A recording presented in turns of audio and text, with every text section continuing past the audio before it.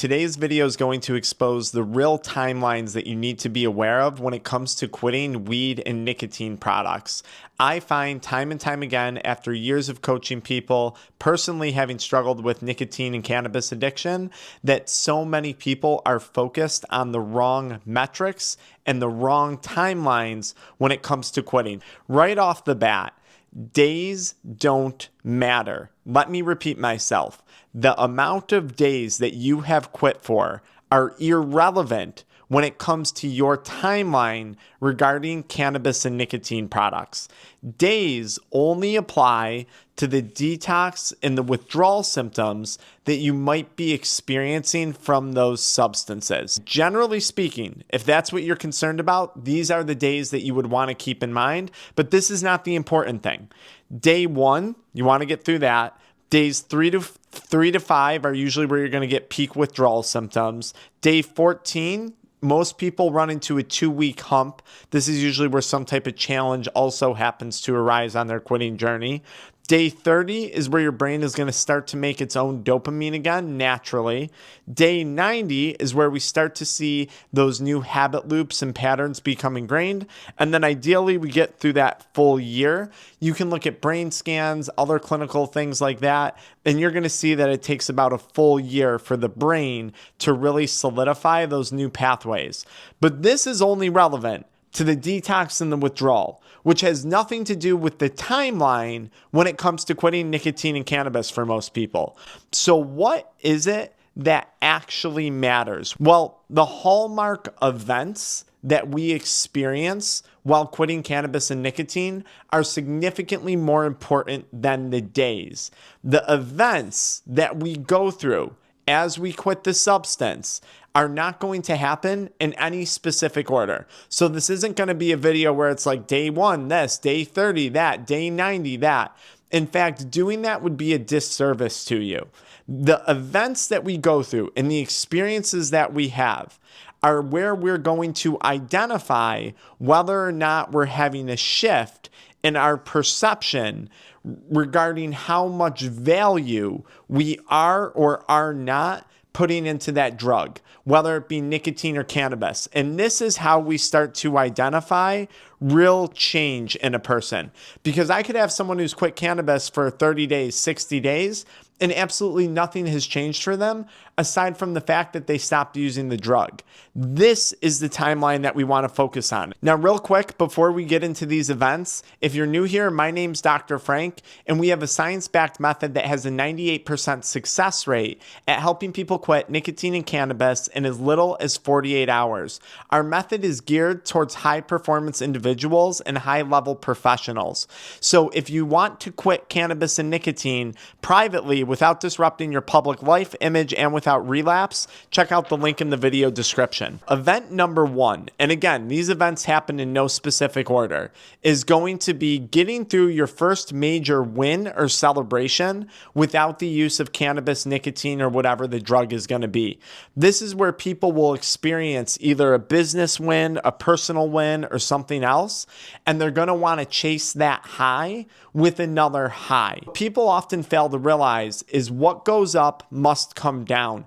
And I see this all the time inside our one-on-one coaching programs, especially with like high-level business professionals. They'll get a bunch of sales and they'll convert them to, clients. They'll land that new real estate deal, or you'll have a physician who just crushed a successful surgery, and they'll be running really high after that win, and then they'll want to go chase that with more drugs. But what a lot of people fail to understand, and this is what signifies healing along our quitting timeline, is that what goes up must go down. So we get that big dopamine spike, and then it's eventually going to drop off. We know a person is making really good progress when they successfully go through that first big win, that first big success, that first celebration. and they don't consume a drug following it. This is a really good indicator that you're headed in the right direction because you're allowing your brain to do exactly what it's supposed to do when that dopamine hits. You're allowing it to spike and then drop off, spike and then drop off. It's not meant to be sustained long term.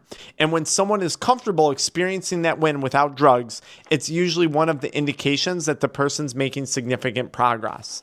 Event number 2 is going to be the first major loss or hardship or challenge that the person faces without the drug in sobriety. So this could be a business loss, like a financial loss. It could be as simple as you stubbed your toe going to bed at night and now you have physical pain. It could be, I see this one a lot, an argument with your significant other early on in the quitting process. This would be a personal challenge, right, or hardship. It's really important when we're working with people to see them be able to go through this challenging experience without trying to follow up with drug consumption. This is again showing a certain level of commitment, a certain level of determination to achieving what that person, what you might want to achieve, which is quitting nicotine and quitting cannabis. When I see people go through that loss or that challenge and successfully not consume substances afterwards, I know that they're moving right in the direction that they should be. Event number 3 is going to be regarding social pressure. So you're going to quit using cannabis or nicotine, and I could almost guarantee you that at one point or another, you're going to be exposed to some type of social pressure. This could be in a business situation. This could be in your family life. Maybe your friends and family drink alcohol and smoke weed. It could be with some of your friendship groups. And this could be a simple experience. It could be a cookout at your house. It could be a business dinner. Maybe you're, a chiropractor trying to get more car accident cases and you're having dinner with attorneys.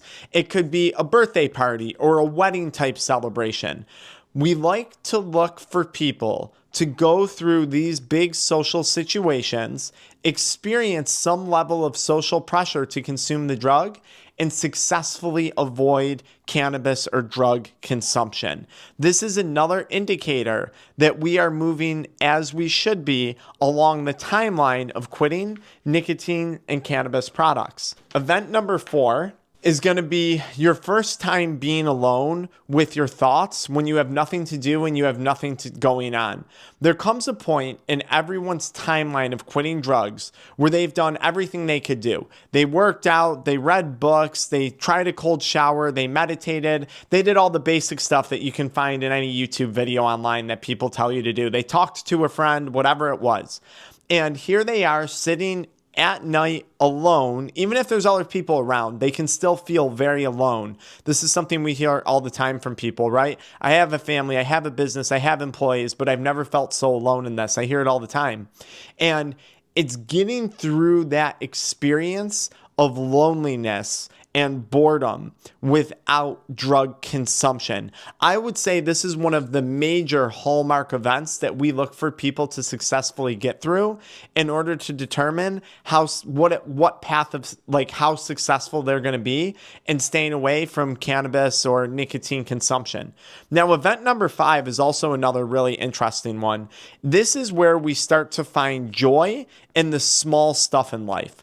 And this is where we're getting an indication that that person is getting that dopamine reset. So a lot of times when people will quit cannabis, nicotine, alcohol, whatever it is. I had a client not too long ago, a high-level professional in the real estate space, and they were saying, look, I'm really not just getting joy from things anymore. Music just doesn't sound the same. Food doesn't taste as good. Even intercourse with my significant other just doesn't have that level of joy or pleasure that I thought it did when I was consuming cannabis. And a few days went by and I said, yeah, look, just hang in there. I explained the physiology of dopamine. And sure enough, a week, 2 weeks later, I was getting texts saying, hey, I'm enjoying music again. I'm enjoying food again. I'm enjoying intercourse again. These are all signals that that dopamine threshold has been reset, and it's a really good indication that we're progressing nicely throughout the timeline of quitting nicotine, cannabis, alcohol, or really any substance. So many times people will focus on counting days, and days are really not a good metric of progress because someone could be 30, 60 days sober, and sure, they got through the detox process, but it doesn't necessarily indicate that they have had a change in perception regarding the value or the perceived benefit that they have surrounding that substance. This gets especially dangerous when people will go like 30 days, 60 days, and they'll say, okay, I got it. I went 60 days. I can go back to consuming cannabis again, which, by the way, a lot of people can have an addiction and moderately consume again at one point in their life. But they'll say this to themselves thinking like, yeah, I made it 60 days. I'm good to go. And they'll have not accomplished any of these hallmark checkpoints in their timeline for quitting. They hadn't yet experienced the big win. They hadn't yet experienced the big loss. They hadn't yet experienced the social pressure. Maybe they hadn't yet found joy again in the simple things. Maybe they haven't had a moment of downtime or being alone to sit with themselves. Almost inevitably, if people don't successfully move through these experiences in sobriety, successfully, not consuming the substance, moderation at that point should be out of the question because we just simply don't know how you're going to respond when these events occur. This is how we start to change a person's perception of quitting substances. What's important, what's not important. What should I be focused on? What should I not be focused on? Because if you're focused on the wrong things, it can really set you up for massive failure. If you found this video informative, I want you to follow me right into the next video where I talk a little bit more specifically about day 1, day 3, day 30, day 90, because there are some things that you might want to be aware of as you do cross each of those days.